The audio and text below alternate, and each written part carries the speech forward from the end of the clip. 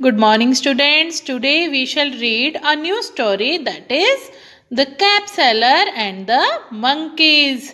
बेटा cap seller कौन होता है? जो कैप्स बेचता है. और monkeys, you know them very well. They are very naughty animals. Look at this picture, students. Here is a man and he has a basket on his head, and in his basket there are so many caps, and he is a cap seller. Let's read the story. Every day, a cap seller walked a long distance across towns and villages selling caps. He always carried a huge basket of caps on his head. बेटा, एक cap seller शहरों और गांव में caps बेचने के लिए हर रोज बहुत ही लंबी दूरी तय करता था और उसके सिर पर हमेशा एक बहुत बड़ी टोकरी होती थी जिसमें बहुत सारी कैप्स होती थी. One day the cap seller was crossing the woods. He was tired, so he put down his heavy basket and fell asleep under a tree. बेटा एक दिन क्या हुआ, वो कैप सेलर जंगल में से गुजर रहा था और वह बहुत ही थक गया था क्योंकि वो पैदल चलता था, इसलिए वह बहुत थक चुका था. तो उसने क्या किया, अपनी जो भारी सी बास्केट टोकरी थी वो अपने सिर पर से नीचे उतारी और एक पेड़ के नीचे आराम करने के लिए लेट गया. और देखो वो क्या कह रहा है, it is such a hot day, I must rest for some time. कि आज तो बहुत ज्यादा गर्मी है तो मुझे कुछ देर आराम कर लेना चाहिए. अब देखो वो आराम करने लग गया है और साथ ही उसकी टोकरी पड़ी है जिसमें बहुत सारी कैप्स हैं. A group of monkeys on the tree were attracted to the colorful caps. They came down the tree and started playing with the caps.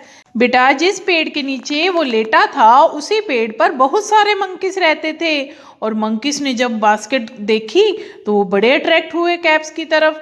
अरे कितनी सुंदर कैप्स हैं यहाँ पर. तो वो नीचे आए और कैप्स के साथ खेलने लगे. देखो पिक्चर में हर मंकी ने कैप्स उठा रखी है ना. When the cap seller woke up, he was shocked to see the monkeys playing with his caps. Seeing the cap seller awake, the monkeys scurried back to their tree. बेटा जब वो cap seller सोकर उठा तो उसने देखा कि monkeys तो कैप्स के साथ खेल रहे हैं और वो शॉक हो गया और उस कैप सेलर को देखकर मंकीज वापस कहाँ भाग गए, पेड़ के ऊपर. The cap seller was angry. He yelled at the monkeys, "Give me back my caps right now." The monkeys imitated the cap seller. बेटा कैप सेलर को बहुत गुस्सा आया. वो मंकीज पर चिल्लाया, मेरी कैप्स अभी वापस करो.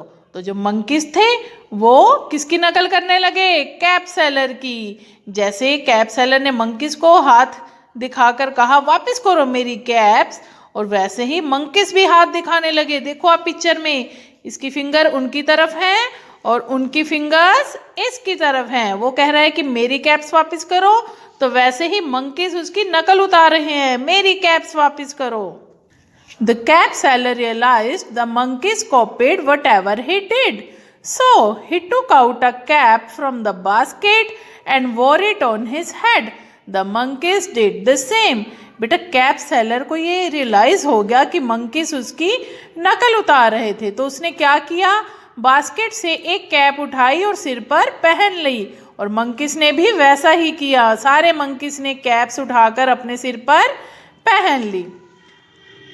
The cap seller then took off the cap from his head and threw it on the ground. Seeing him, the monkeys threw their caps down. बेटा फिर देखो कैप सेलर ने क्या किया, जो उसने सिर पर कैप पहनी थी वो उसने उतारी और नीचे फर्श पर फेंक दी, जमीन पर फेंक दी. तो उसे देखकर सारे मंकीज ने भी अपनी कैप्स उतारी और जमीन पर फेंक दी. देखो कैप सेलर क्या सोच रहा है, my idea has worked, I have all my caps now. कि मेरा आइडिया वर्क कर रहा है, मेरा प्लान वर्क कर रहा है, अब मुझे अपनी सारी कैप्स वापस मिल जाएंगी. The cap seller gathered all the caps and put them in his basket.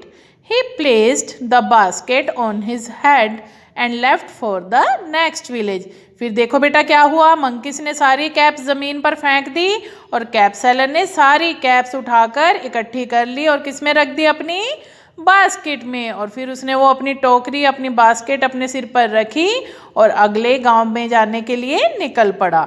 So what is the moral of the story? Think smart to outwit the foolish, means बुद्धू जो होते हैं उनसे जीतने के लिए आपको स्मार्टली वर्क करना पड़ता है। ठीक है बेटा?